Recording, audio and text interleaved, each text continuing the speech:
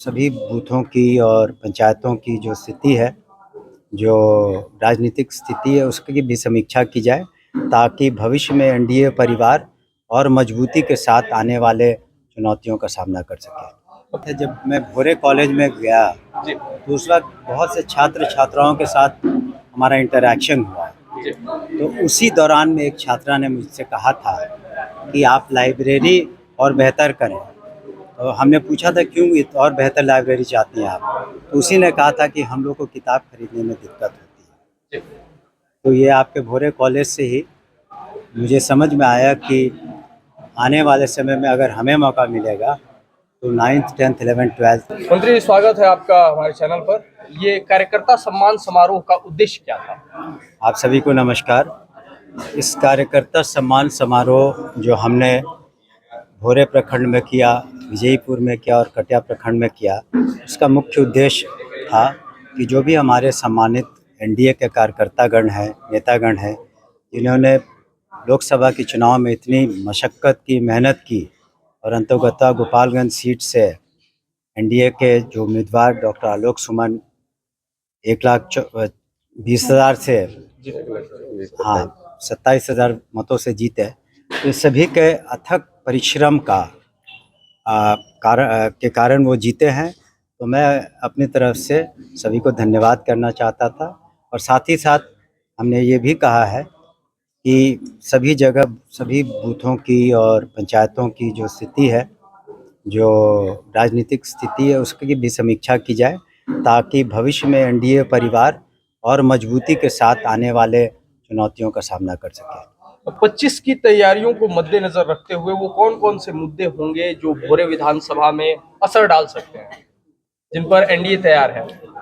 देखिए, कोई भी पॉलिटिकल पार्टी हर दिन किसी भी चुनाव के लिए तैयार रहती है, तो वो तो आप मान के चलिए। दूसरे जो हम लोगों ने कोशिश की है और हमने कोशिश की है कि विकास का जो पैमाना हो, विकास की गति हो।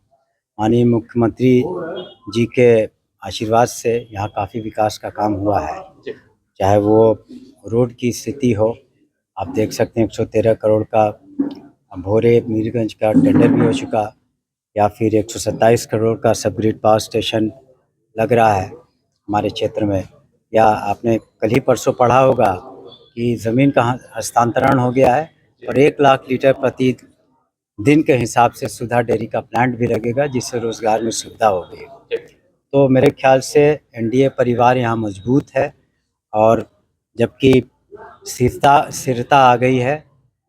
केंद्र में भी माननीय प्रधानमंत्री श्री नरेंद्र मोदी जी ने भी शपथ ले ली है, महामंत्रिमंडल का गठन हो गया है, उसमें सभी दलों का प्रतिनिधित्व है।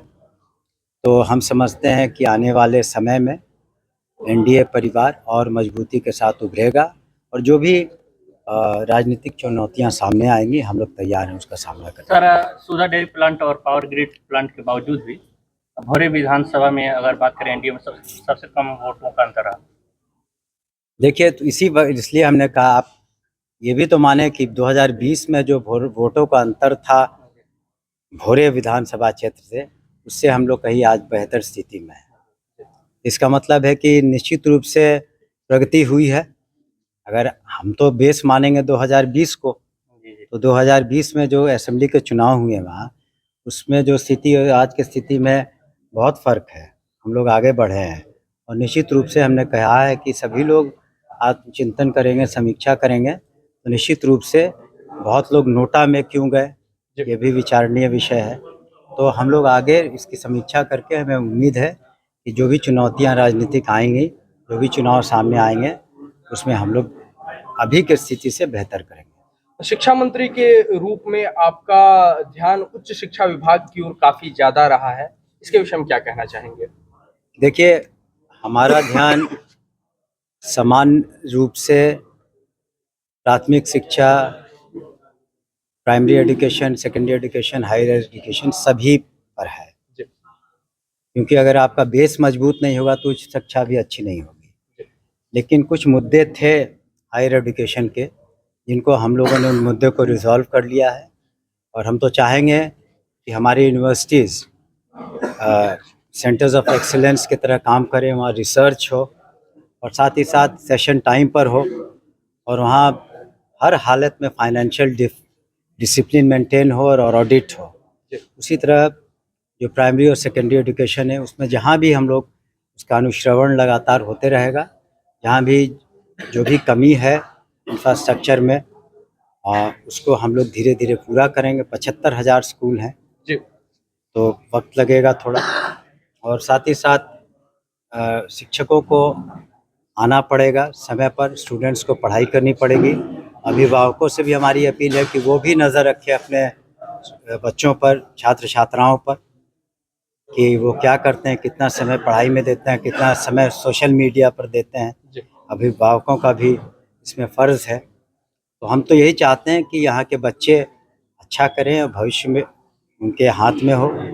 और अभी हमने एक बच्ची को भी सम्मानित किया, छात्रा को, कटिया ब्लॉक में, जो नीट की परीक्षा जिसने पास किया है। जी तो उस छात्रा ने तो दिखा दिया कि इस परिवेश में भी पढ़ करके लोग अच्छा कर सकते हैं। सर, आप स्थानीय विधायक भी हैं और शिक्षा मंत्री भी हैं, और अभी जो अभियान चल रहा है ज्ञानदीप, जिसमें 25% कमजोर बच्चे पढ़ रहे हैं प्राइवेट और निजी विद्यालयों में, तो भोरे विधानसभा का अपनी स्थिति का रिपोर्ट मांगा है क्या?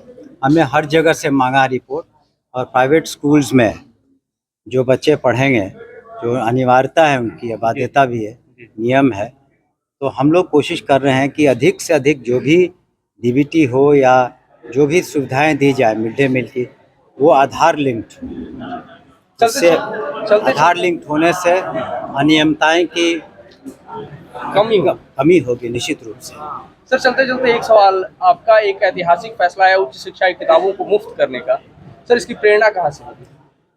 देखिए, मैं जब किसी ने मुझे बुलाया नहीं था, जब मैं भोरे कॉलेज में गया जी तो उस वक्त बहुत से छात्र छात्राओं के साथ हमारा इंटरेक्शन हुआ। जी तो उसी दौरान में एक छात्रा ने मुझसे कहा था कि आप लाइब्रेरी और बेहतर करें।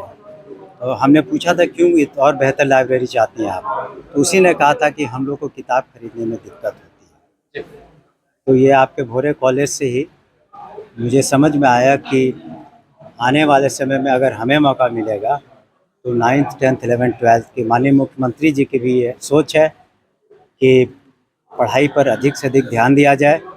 उनके दिशा निर्देश में शिक्षा विभाग अच्छा काम कर रहा है। और आपको बता दें, शिक्षा विभाग का बजट जी 20% से ऊपर है पूरे एनुअल बजट का। इसका मतलब है कि एनडीए की सरकार, माननीय शिक्षा मंत्री की और माननीय मुख्यमंत्री जी की नज़र हमेशा बनी हुई है शिक्षा विभाग पर, और उनकी भी ख्वाहिश है कि बिहार में शिक्षा का स्तर और ऊंचा हो, गुणवत्ता और बेहतर हो।